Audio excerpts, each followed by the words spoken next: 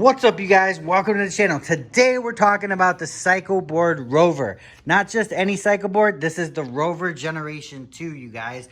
Basically, this is the best thing that they make right now, the best thing that they're putting out there, and we're going to go over and tell you what we thought about it. I actually wrote it. The very first charge, right, was impressive, but we'll talk about that a little later in the video. Let's talk about Cycleboard as a company first of all. What is Cycleboard? Cycleboard is different than any other scooter company out there, being that they're three-wheeled machines, three-wheeled electronic vehicles. Basically, how they operate is this handle does not move at all. It's basically stuck to the frame, so don't try to move it or anything like that. Your body weight is what turns this.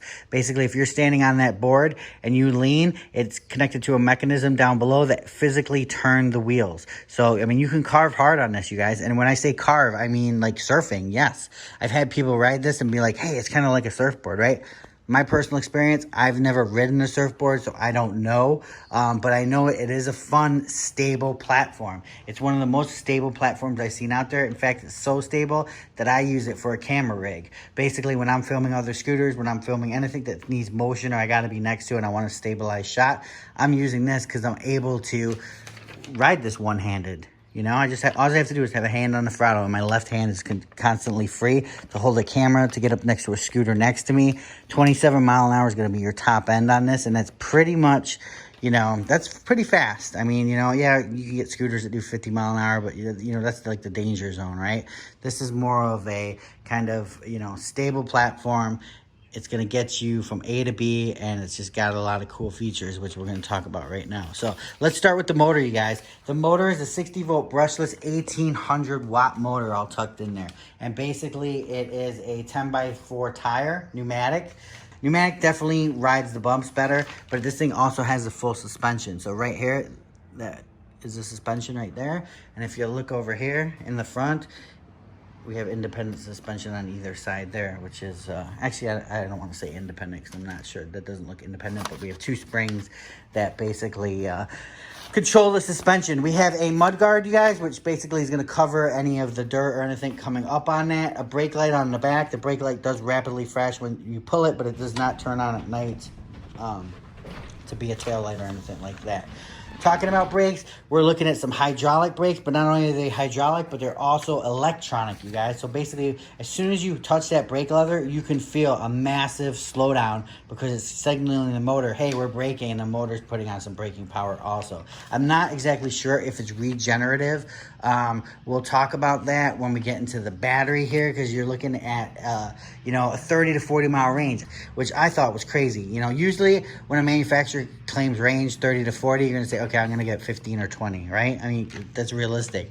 But Cycleboard actually got the range that it claimed out of the box, which I thought was pretty amazing. It's an 1152 watt-hour battery. Now, the battery, they also come with thumb nuts. So right now I just have regular nuts on there, but if you want to put on the thumb nuts, this is on a hinge, so I can tilt it up and exchange batteries. See the hinge?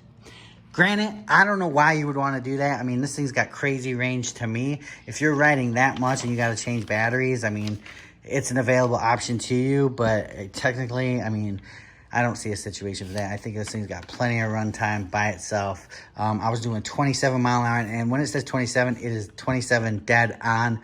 That's what we're getting. When your battery gets kind of low, you know, a little towards the end there, you're going to roughly get 25, 24, 25. It just did slow me down a little bit. On the front here, you guys, since it is such an expensive machine, it weighs 83 pounds, so you can't really just tote it everywhere. You can put, lock it right here. So bicycle lock, normal bicycle lock. The handle up above here basically folds. You're just gonna pull this out, spin it, push this button in, and it's gonna fold and lock down to get into a car. 83 pounds is 83 pounds, you guys. You know, some people can lift it, some people cannot. I mean, even, you know, healthy people, 83 pounds is a bit heavy. So what I found is that if you pull up the back end, throw it on the trunk, and then go to the front, push up the front end, put it in the trunk, you're usually better off because you're taking some of that weight off. If you want to go across your trunk like that. Now, right here on the front, you guys, we have 10x3 wheels. These are pneumatics, but they're 10x3 wheels. All ball bearings in there, and metal rim. I believe it's aluminum. I know this is like an aluminum frame, so kind of keeps down the weight. I mean, 83 pounds it's a lot, but it's not a lot for what this vehicle is, if you think of it that way. IP65 rated, you guys. So right there, it's got a little rubber cover in there, and you're able to close up your charging port. For charging times, you guys, it is a big battery. I didn't get the exact times, but I would just say overnight, right? You're gonna let it soak overnight, charge it, let it go, let it do its thing. So what else are we gonna talk about? The front suspension, we talked about a little bit. Let's let it down and look at some of the electronics on this bad boy. Okay, so here's the braking system right here, right? The braking system, I thought, was just, it's dead on, man. I mean, it's just got a nice feel to it. It feels good, but like literally, if I just pull it like that much, this thing will start to slow rapidly. Nice big grips on the end here. It even has a parking brake where I could just pull and I flip that lever. So if it is on a hill, because a scooter you would just lay on its side, this you cannot, so it will roll.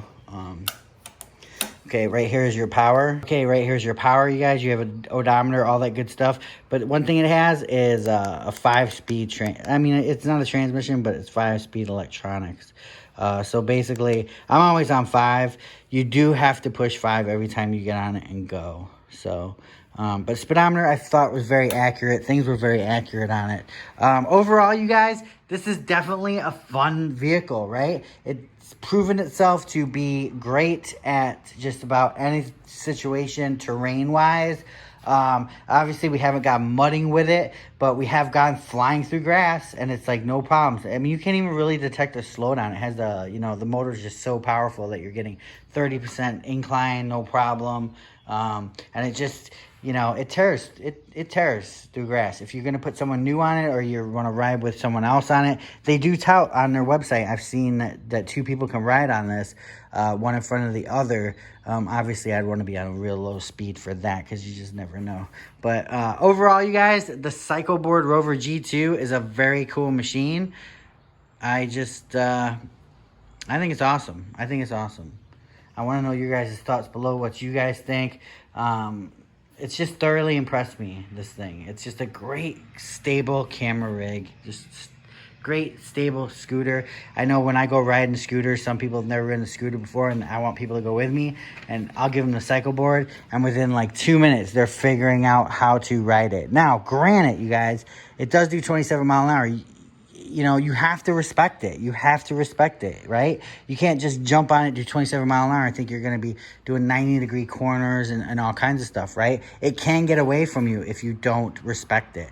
So you just need to respect the power, respect, you know, the riding capabilities of it, and you'll just be just fine. But I know a couple times, you know, I was just getting carried away, and I went flying around a corner, right? And personally, I mean, I probably could have carved harder and it would have taken it, but it was my body saying, oh my gosh, don't carve that hard. You know, it might not make it.